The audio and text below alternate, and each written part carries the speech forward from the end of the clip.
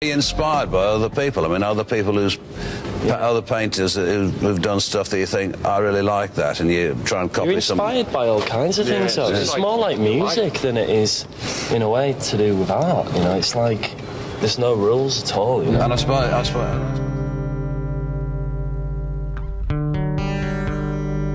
Growing up in Hull was quite sort of black and white, quite grey. It was quite an industrial sort of city. There was quite a lot of old factories and buildings and bomb sites. It was the 80s, but it felt like it was still stuck in a kind of earlier era. But at the same time, it was kind of free.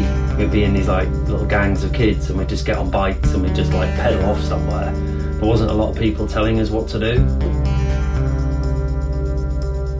A bit later on when I was in my mid-teens, graffiti came along in this kind of like big rush with kind of hip-hop, you know, sort of breakdancing, graffiti, DJing, all of that. By then I was already drawing, making little comic books and drawing cartoon characters. So when graffiti came along and I saw that, I just instantly took to it. It just became part of what I did, really.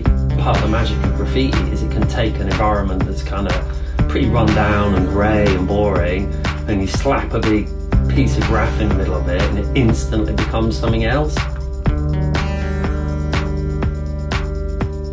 So the first time I went to Glastonbury was 1990. We didn't even know what it was. I had no idea what it was, never heard of it. We went to Bristol, stayed overnight in this crazy kind of youth centre. It was covered in graffiti and they were like giving us all this like really solid advice about what to do at Glastonbury and who to talk to, not to who to go and see, to get things you might require when you're at a festival.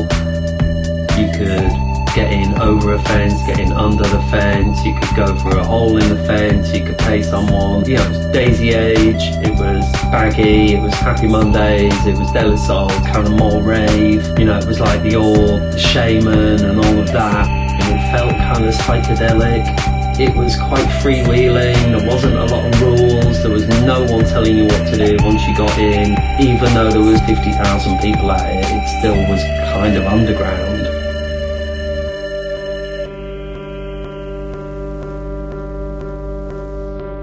I've done all the artwork for Glastonbury this year for The Guardian, which is pretty amazing. I saw some of it in the paper the other day. It was like, get Glastonbury tickets, page 20, turn to the page, full page, illustration by me. That's still a buzz whenever you see anything of yours, like in print or online or in a shop, whatever. I've always loved that, and to me that's kind of connected to graffiti. It's all connected to that idea of getting your style out there and getting it into other places.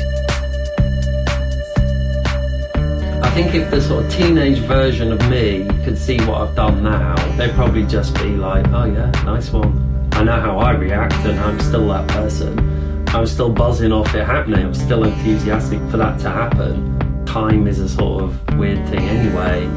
It's just another thing on your journey, isn't it? It's just another crazy thing that's happening, really.